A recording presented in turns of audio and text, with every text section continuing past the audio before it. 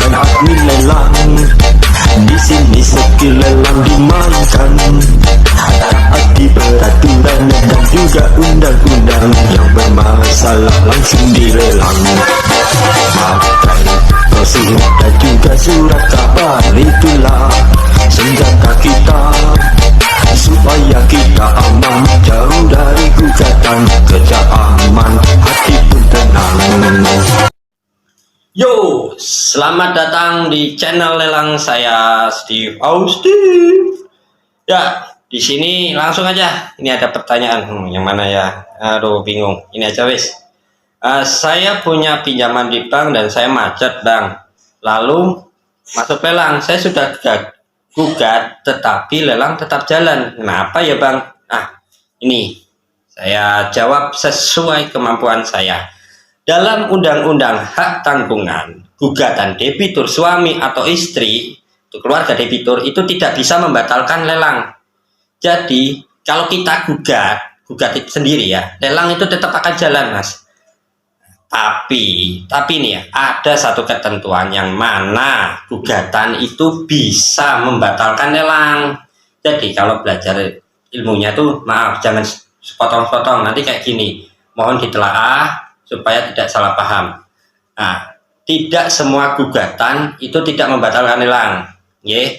Contohnya, gugatan yang membatalkan lelang adalah gugatan kepemilikan. Contoh gugatan waris. Jadi ada yang aset yang Anda jaminkan itu adalah aset yang punya harta warisan. Itu riskan untuk bisa gagal dalam lelang. Contohnya, permasalahan ini sertifikat atas nama orang tua, mempunyai anak A, B, dan C. Seiring berjalannya waktu, si B ini menjaminkan ke bank.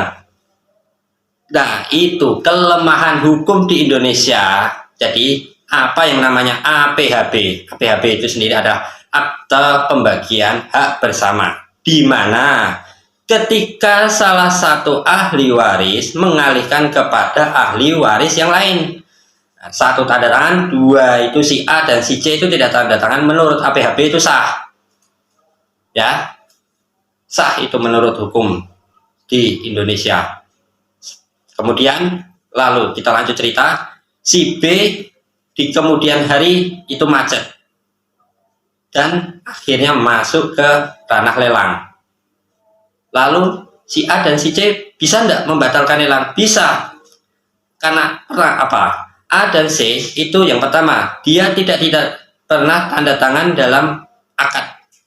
Nah, untuk masukan para bankers, besok kalau misalnya ada pengajuan itu sertifikat atas hak waris, bisa mungkin semua ahli waris itu diikut sertakan tanda tangan. Supaya apa? Tidak terjadi sengketa kepemilikan, karena semua itu sudah tanda tangan dan menyetujui. Nah, di kasus ini itu kan yang tanda tangan hanya si B. Jadi A dan C jika ingin membatalkan berhak itu membatalkan dengan gugatan kepemilikan.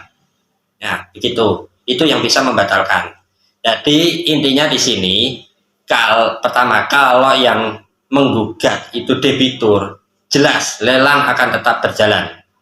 Yang kedua, kalau yang menyangkut harta waris, di mana aset itu adalah aset warisan, terdapat ada hak orang lain di sana, itu lelang akan otomatis batal atau terhenti.